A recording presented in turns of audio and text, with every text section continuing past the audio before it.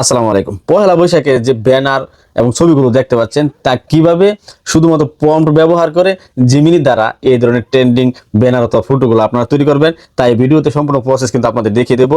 আপনারা ধৈর্য সহকারে ভিডিওর শেষ পর্যন্ত দেখে যান। আশা করি আপনারা শিখে নিতে পারবেন এবং ফেসবুকে আপনারা খুব সহজে আপলোড করতে পারবেন। তার জন্য প্রথমে আমাদের যেতে হবে আমাদের গুগলের যে জেমিনি অ্যাপসটি আছে, যেটা আমার মোবাইল ইনস্টল করা আছে, আমরা সেটাতে চলে যাচ্ছি।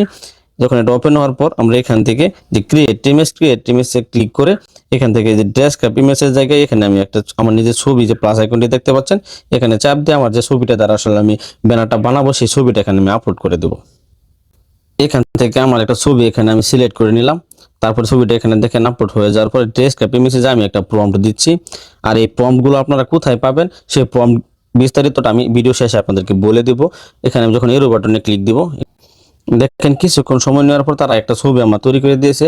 সেই ছবিটা থেকে একটা পাঞ্জাবি পরা ছবি কিন্তু আমাকে বানিয়ে দিয়েছে, যেটা আমি আসলে ব্যানারটা ইউজ করব।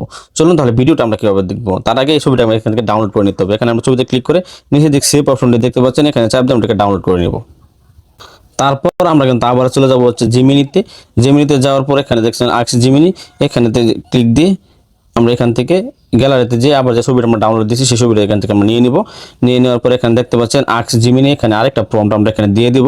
এই যে প্রম্পটটা দেওয়ার পরে এখানে উপর দিকে স্ক্রলিং করে দেখবেন যেখানে মোহাম্মদ আশরাফুল জাহিদ লেখা আছে, মানে আমার নাম যেটা। আর এখানে ডেজিগনেশন হিসেবে দেওয়া আছে কন্টেন্ট ক্রিয়েটর।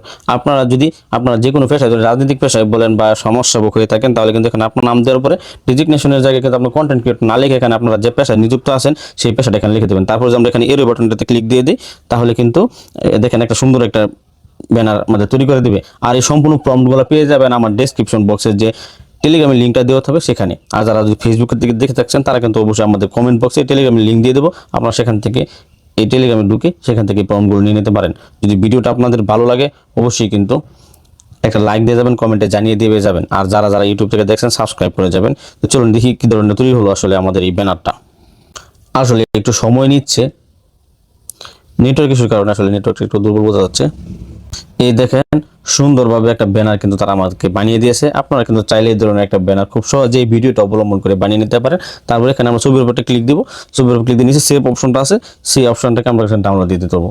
অবশ্যই ভিডিওটা যদি আপনাদের ভালো লাগে আমি কিন্তু আশাই করতে পারি যারা ইউটিউব চ্যানেল থেকে দেখেন সাবস্ক্রাইব করে যাবেন, আর যারা ফেসবুক থেকে দেখছেন অবশ্যই ফলো দিয়ে যাবেন। ধন্যবাদ, আসসালামু আলাইকুম।